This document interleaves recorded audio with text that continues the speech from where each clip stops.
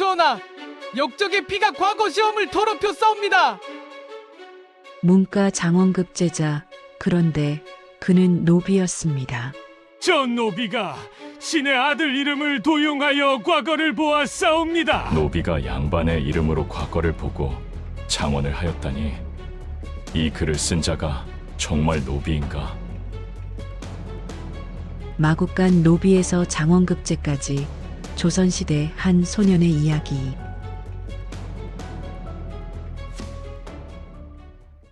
구독과 좋아요는 이야기를 만드는 데 큰 힘이 됩니다.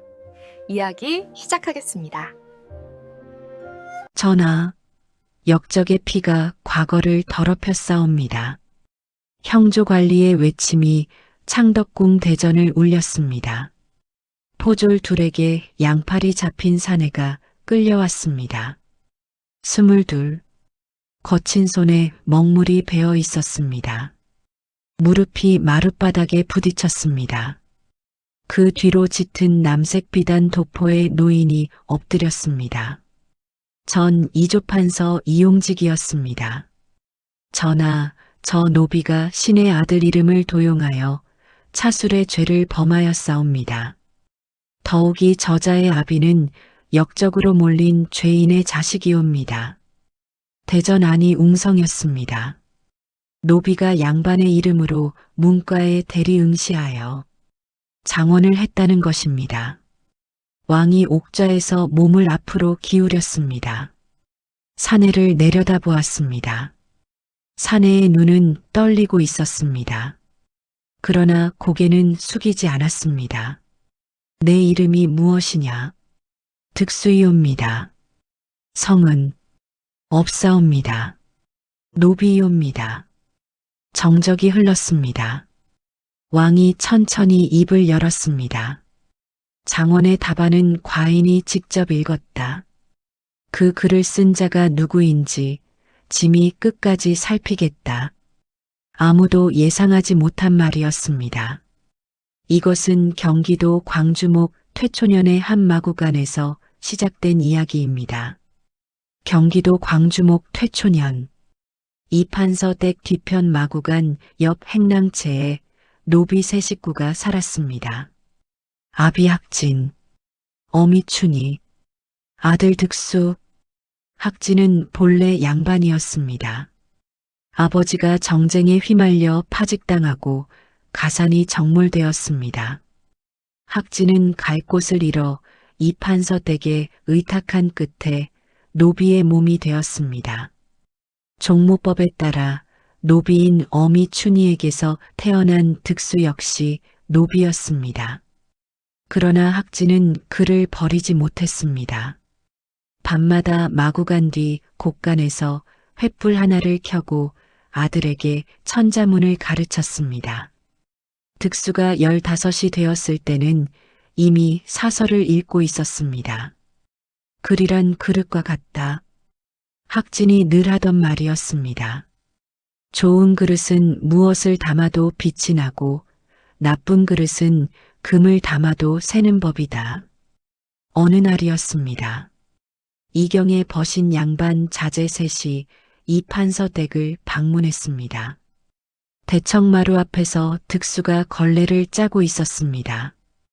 그 중 하나가 득수에게 턱짓을 했습니다. 아, 신 벗겨라. 득수는 무릎을 꿇고 가죽신을 벗겼습니다. 이놈, 내 손에서 마구간 냄새가 나는구나. 내가 읽는 건 천자문이냐, 말똥 냄새냐?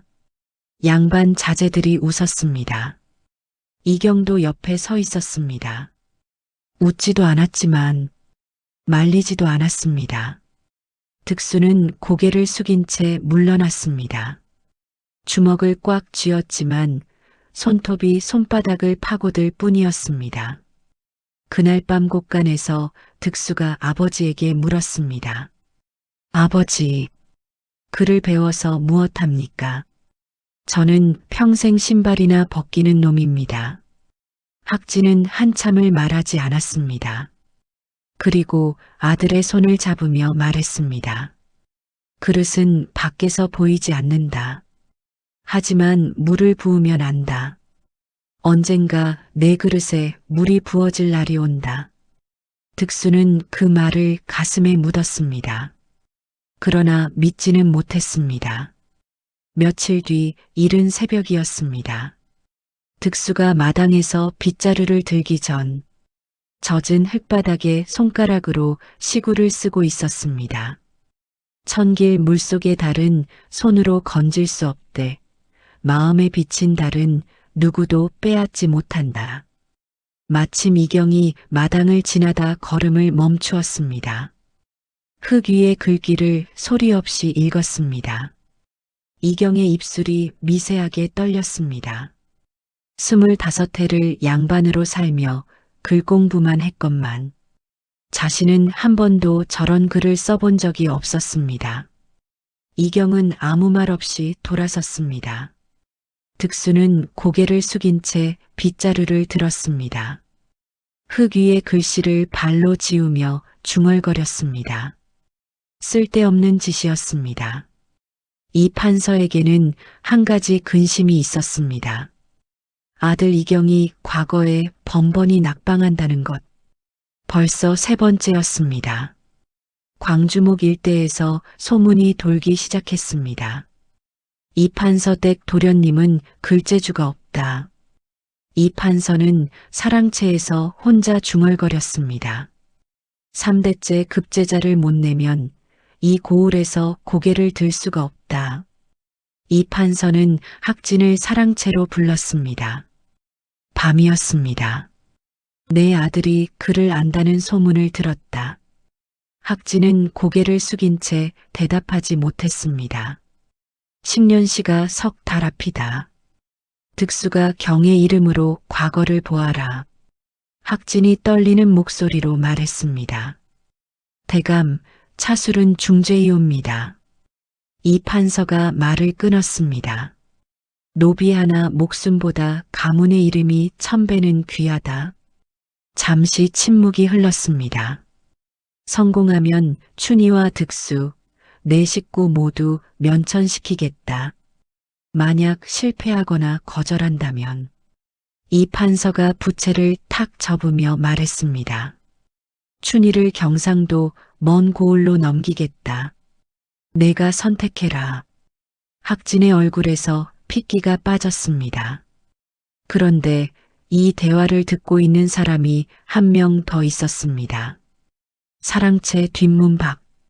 이경이 벽에 등을 기대고 서 있었습니다. 아버지가 노비를 시켜서라도 자신을 합격시키려 한다는 것을 한 글자도 빠짐없이 들었습니다. 이경은 소리 없이 자기 방으로 돌아갔습니다. 책상 위에 쌓여있던 과거 답안 연습지를 펼쳐보았습니다. 자신이 쓴 글이었습니다.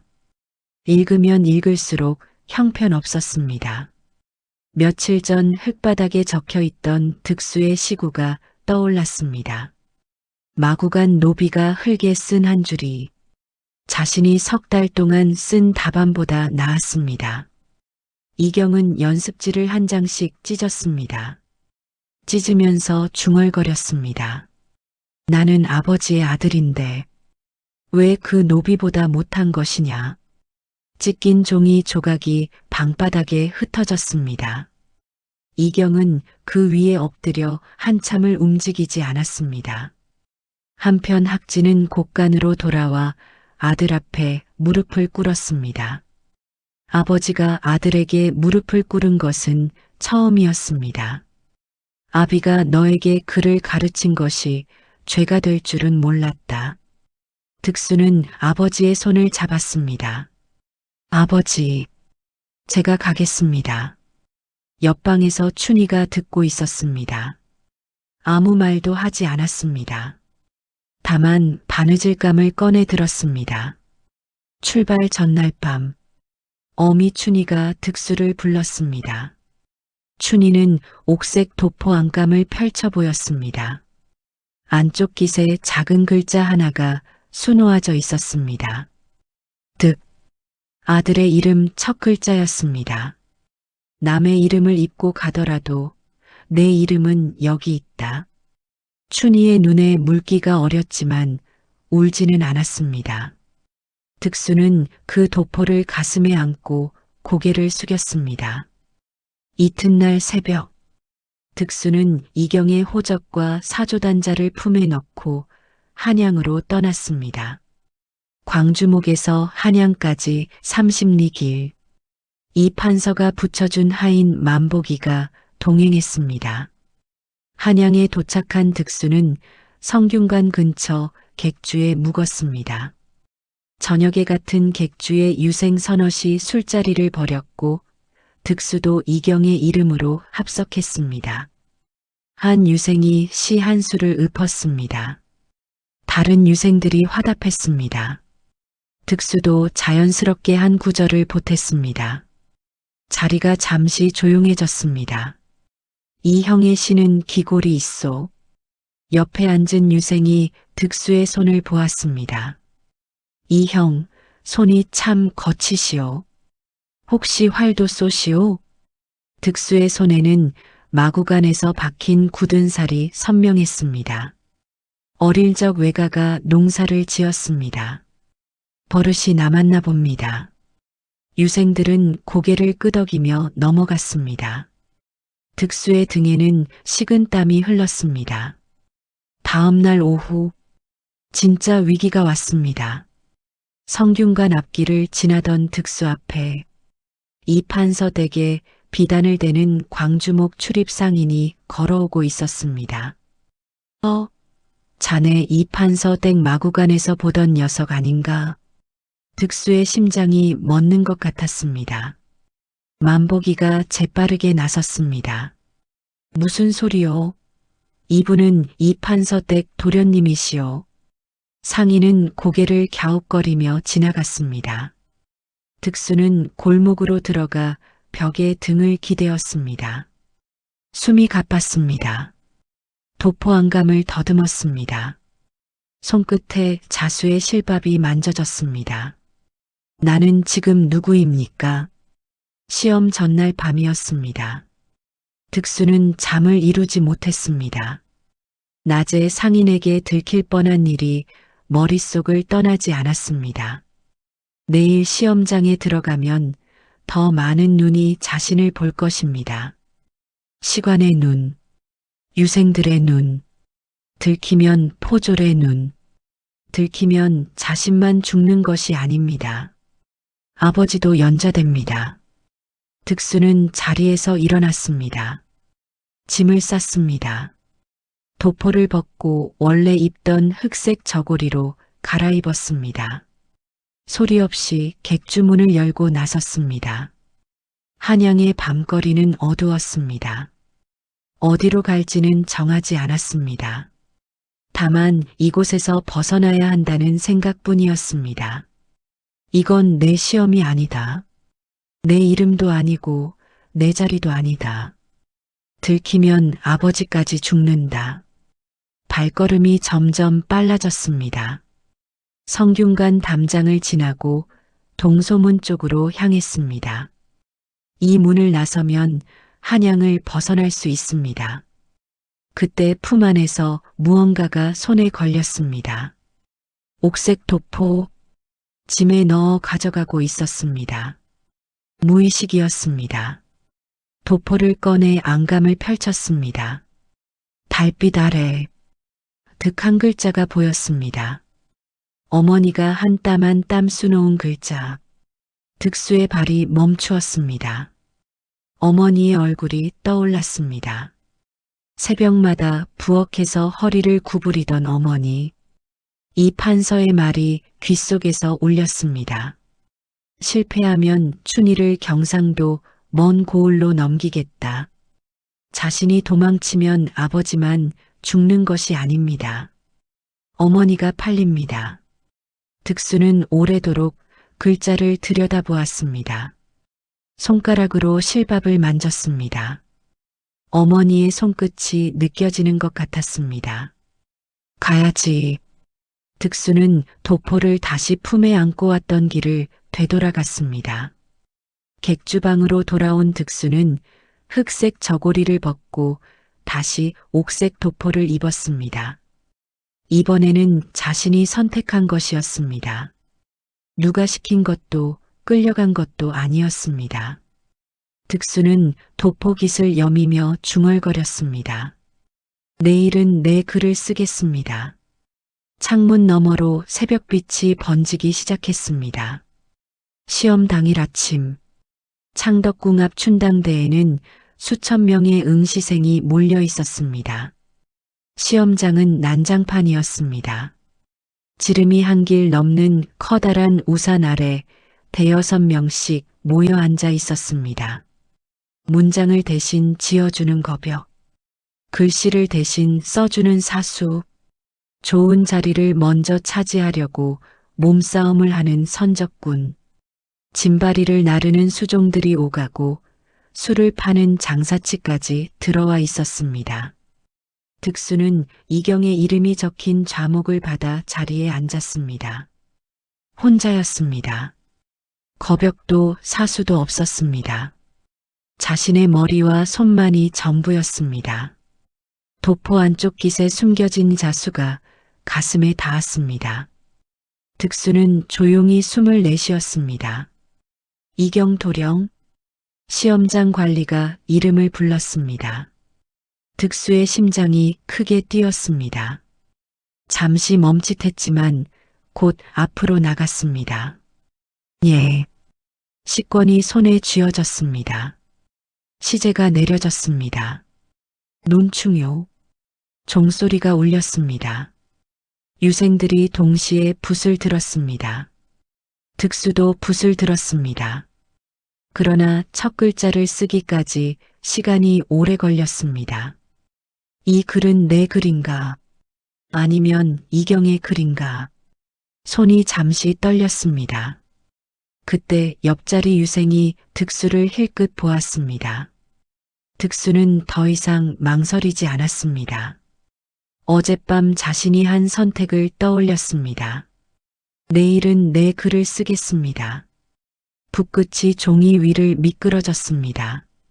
한 줄, 두 줄, 세 줄, 머릿속에서 오래 쌓였던 글들이 흘러나왔습니다. 마구간 뒤 곳간에서 밤마다 쓰던 글처럼, 신발을 벗기며 삼킨 눈물처럼, 충일한 위를 받드는 마음이 아니옵니다. 아래를 살피는 눈이 옵니다. 효란 부모를 높이 모시는 것이 아니옵니다. 부모가 부끄럽지 않은 사람이 되는 것이옵니다. 글은 계속 이어졌습니다. 나라란 그릇이옵니다. 사람을 담으면 나라가 되고 체면을 담으면 껍데기가 되옵니다. 그때 시험장을 순시하던 시관 오정석이 득수의 자리 앞에서 걸음을 멈추었습니다. 오시관은 50줄의 노회한 관리였습니다. 30년 넘게 과장의 글씨를 보아온 사람. 그는 득수의 식권을 슬쩍 내려다보더니 눈을 가늘게 떴습니다. 이 필체, 30년 전 성균관에서 같은 제에 있던 동문이 떠올랐습니다. 학진, 기울기, 회계매즘, 먹의농담, 눈앞의 글씨가 그 기억을 건드렸습니다. 득수는 등 뒤의 시선을 느꼈습니다. 고의로 붓을 살짝 꺾어 회계 방향을 바꾸었습니다. 아버지의 필체에서 자신의 필체로 전환한 것입니다. 오시관이 다시 식권을 보았습니다. 눈살을 찌푸렸지만 확신이 서지 않는 듯 고개를 돌려 지나갔습니다. 시간이 흐르고 종소리가 다시 울렸습니다. 시험이 끝났습니다. 식권이 거쳤습니다. 득수는 그제야 숨을 내쉬었습니다. 그때 오시관이 거친 식권들을 바라보며 조용히 말했습니다. 이 글은 옆에 시관이 물었습니다. 무슨 말이요? 오시관이 잠시 멈췄다가 말했습니다. 글을 배운 사람의 글이 아니라 살아본 사람의 글이요. 며칠 뒤 과거 시험 결과가 발표되었습니다. 성균관 앞에 방이 붙었습니다. 사람들이 몰려들었습니다. 누군가가 외쳤습니다. 장원이다. 맨 위에 적힌 이름. 이경. 사람들이 웅성거렸습니다. 이판서댁 도련님이라지? 역시 집안이 다르군. 이판서는 사랑채에서 입이 귀에 걸렸습니다. 역시 우리 가문의 피는 못 속이는 법이지. 그러나 장원의 진짜 주인은 행랑채 곳간에서 어둠 속에 앉아 있었습니다. 아무에게도 축하를 받지 못했습니다. 받을 수도 없었습니다. 그것은 자신의 이름이 아니었으니까. 이경은 그날 밤 혼자 방에 앉아 장원 답안의 사본을 읽었습니다. 자신의 이름이 적혀 있었지만 그 안의 글은 자신의 것이 아니었습니다. 이경은 사본을 내려놓고 오래도록 천장을 바라보았습니다. 한편 오시관은 관아 집무실에서 밤을 새우고 있었습니다. 장원 답안을 다시 꺼내 읽었습니다. 앞부분과 뒷부분의 필체가 미묘하게 달랐습니다. 그리고 글의 깊이가 3번이나 낙방한 이경의 것과는 전혀 맞지 않았습니다. 오시관은 보고서를 쓰기 위해 붓을 들었습니다. 그런데 붓이 움직이지 않았습니다. 학진. 30년 전 성균관에서 가장 빼어난 글을 쓰던 동문. 그가 몰락하여 노비가 되었다는 소문은 들었습니다. 만약 이 답안이 학진의 아들의 것이라면 보고하는 순간 그 아들은 죽을 수도 있습니다. 오시관은 붓을 놓았다가 다시 들었다가 또 놓았습니다. 창문 밖으로 새벽빛이 비칠 무렵 오시관은 결국 보고서를 완성했습니다. 차술에 의심이 있다는 내용이었습니다. 그리고 보고서 맨 끝에 한 줄을 덧붙였습니다. 다만 그 답안의 글은 신이 30년간 본 식권 중 가장 뛰어났음을 아울러 아래옵니다. 이 보고서는 예조를 거쳐 승정원으로 올라갔습니다. 승정원 도승지 박문영이 왕에게 직접 아뢰었습니다. 전하, 근본 식년시 장원 답안에 대리 응시의 의혹이 제기되었사옵니다. 왕이 식권을 가져오게 했습니다. 왕은 천천히 읽기 시작했습니다. 중반부에서 왕의 손이 멈추었습니다. 충일한 위를 받드는 마음이 아니옵니다. 아래를 살피는 눈이옵니다. 왕의 눈이 다음 줄로 넘어갔습니다. 효란 부모를 높이 모시는 것이 아니옵니다. 부모가 부끄럽지 않은 사람이 되는 것이옵니다. 왕이 식권을 내려놓았다가 다시 들어 2번째를 읽었습니다. 손가락이 한 줄 위에서 멈추었습니다. 나라란 그릇이옵니다. 사람을 담으면 나라가 되고 체면을 담으면 껍데기가 되옵니다. 왕이 식권을 내려놓았습니다. 한참 동안 아무 말도 하지 않았습니다. 그리고 조용히 말했습니다. 이 글은 글을 읽은 자의 문장이 아니다. 삶을 견딘 자의 문장이다. 대전이 조용해졌습니다. 왕이 오시간에 보고서 마지막 줄을 다시 읽었습니다. 30년간 본 식권 중 가장 뛰어났다. 도승지. 예, 전하. 이 답안을 쓴 자가 진정 이경인지 사원부와 함께 조사하라. 짐이 직접 확인하겠다. 왕의 눈빛은 분노가 아니었습니다.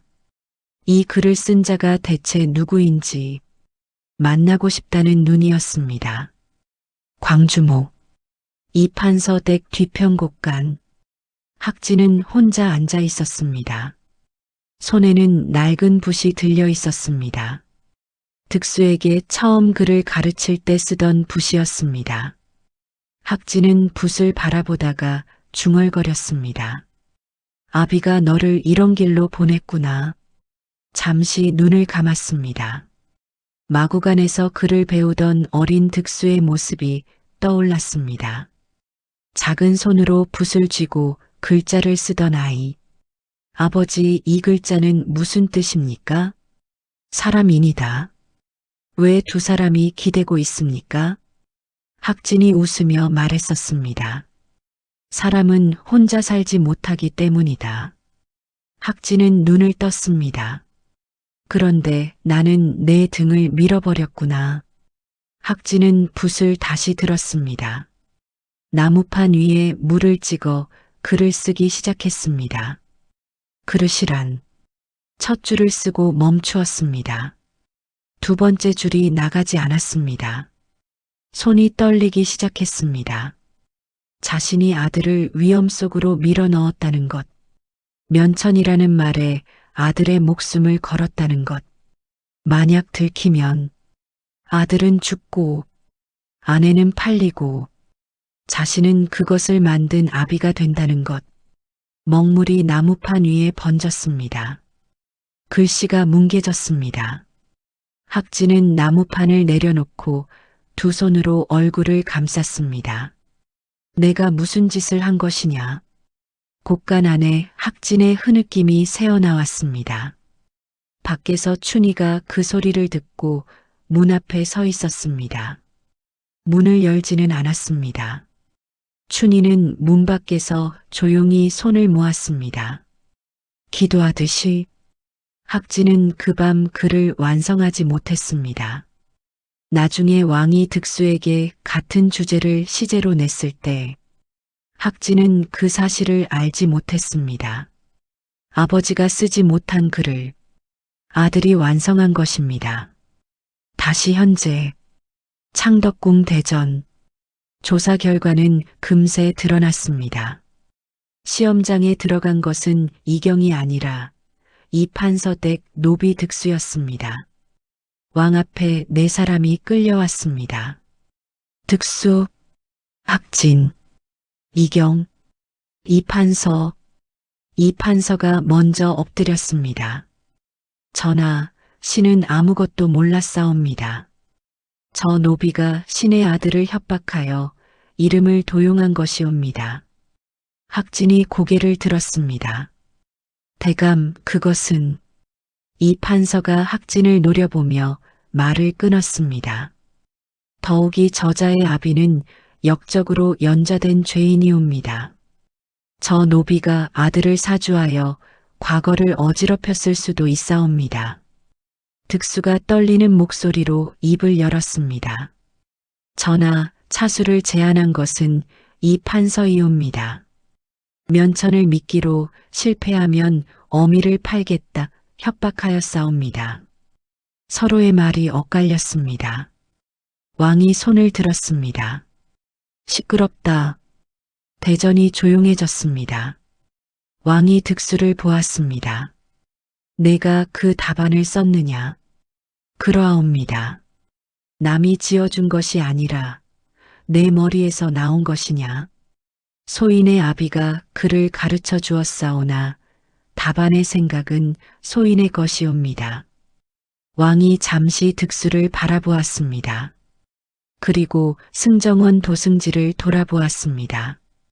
지필묵을 가져와라. 대전 한가운데 작은 상이 놓였습니다. 왕이 직접 시제를 내렸습니다. 왕은 장원 답안에서 읽었던 그 문장을 기억하고 있었습니다. 나라란 그릇이옵니다. 그릇이란 무엇인가? 지금 내 이름으로 써라.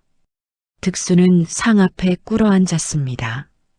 붓을 들었습니다. 그러나 손이 떨려 첫 획이 나가지 않았습니다. 먹물이 종이 위에 점 하나를 찍고 멈추었습니다. 뒤에서 이경의 목소리가 들렸습니다. 노비는 노비인 법이지. 득수는 이를 악물고 붓을 움직였습니다. 첫 줄이 나갔습니다. 그러나 두 번째 줄에서 손이 크게 떨려 먹물이 번졌습니다. 식권이 더럽혀졌습니다. 이 판서가 고개를 들어 말했습니다. 전하, 보시옵소서. 저것이 노비의 재주이옵니다.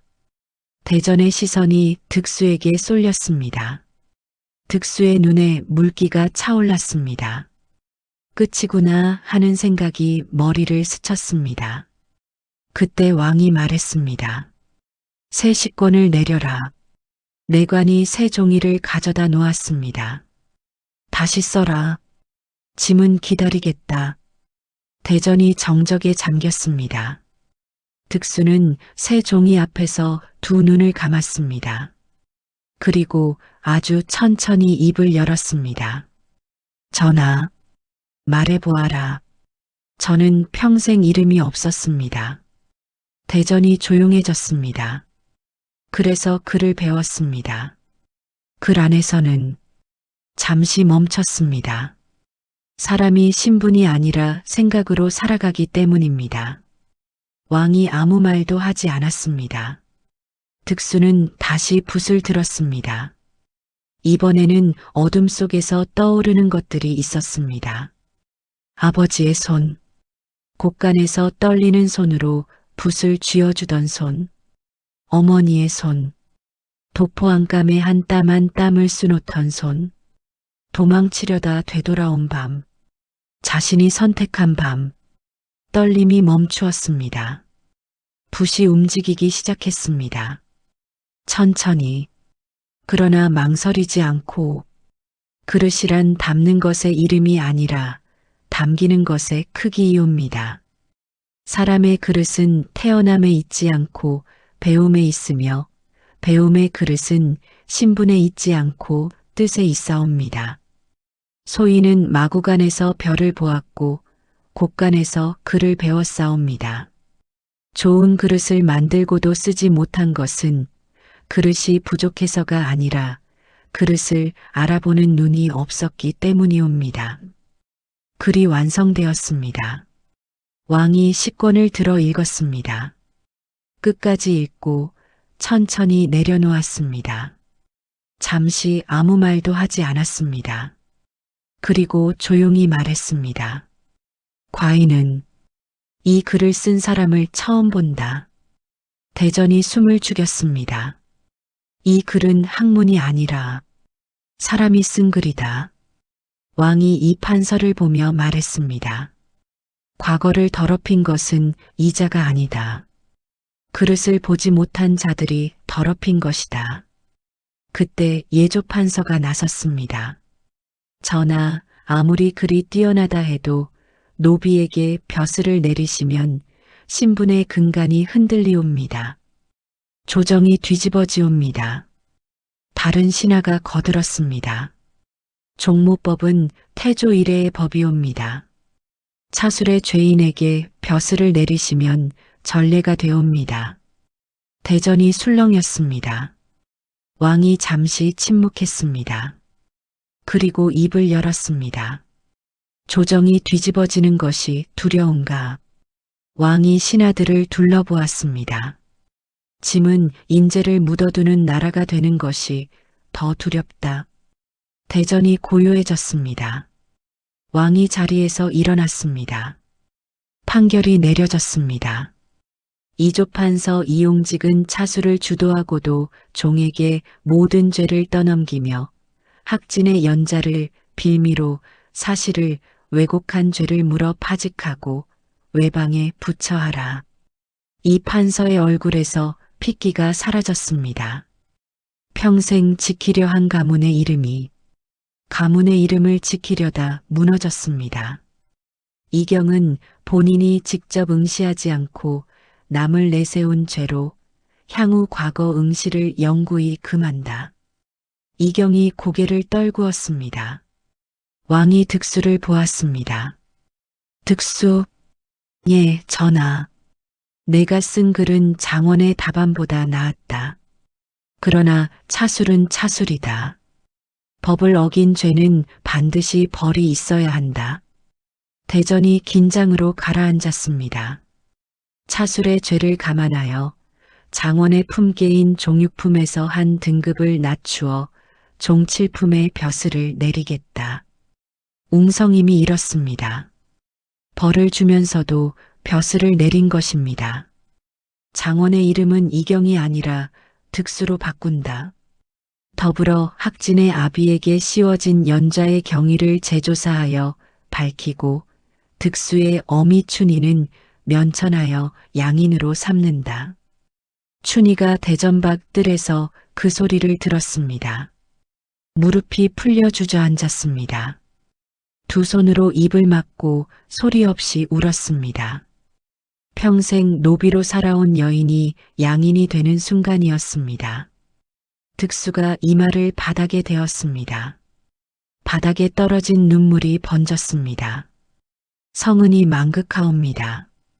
왕이 마지막으로 말했습니다. 짐은 인재를 그릇으로 가리지 태어남으로 가리지 않는다. 오늘부터 내 이름으로 서거라. 며칠 뒤 광주목 퇴초년 학진이 곳간에서 나무판을 꺼내 보았습니다. 며칠 전 밤 자신이 쓰다 만 글이 남아 있었습니다. 그릇이란 한 줄. 그 뒤는 먹물이 번져 알아볼 수 없었습니다. 학진은 그 나무판 아래에 한 줄을 덧붙였습니다. 아들이 완성했다. 붓을 놓고 웃었습니다. 눈물이 흘렀지만 웃고 있었습니다. 한양, 관복을 입은 한 사내가 거리를 걸어가고 있었습니다. 청록 달령에 종칠품 관모를 쓴 22살의 사내. 관하로 향하는 길목에서 한 노인이 득수를 불러 세웠습니다. 오시관이었습니다. 오시관은 한참 동안 득수를 바라보았습니다. 30년 전 동문의 얼굴이 그 안에 겹쳐 보였을 것입니다. 내 아비에게 전해라. 그릇은 깨지지 않았다고. 득수는 깊이 허리를 숙였습니다. 오시관은 고개를 끄덕이고 돌아섰습니다. 조금 더 걸어가자. 맞은편에서 이경이 걸어오고 있었습니다. 평복 차림이었습니다. 두 사람의 눈이 마주쳤습니다. 이경이 멈추어 섰습니다. 잠시 망설이더니 천천히 고개를 숙였습니다. 말은 없었습니다. 그러나 그 고개 숙임 안에는 며칠 전 방바닥에 찢어놓은 연습지와 흙바닥에서 읽은 시구와 스스로에 대한 인정이 담겨 있었습니다. 득수도 멈추었습니다. 이경에게 정중히 읍을 했습니다. 그리고 조용히 말했습니다. 저는 이제 제 이름으로 삽니다. 득수는 돌아서서 걸었습니다. 봄바람이 도포 자락을 들추었습니다.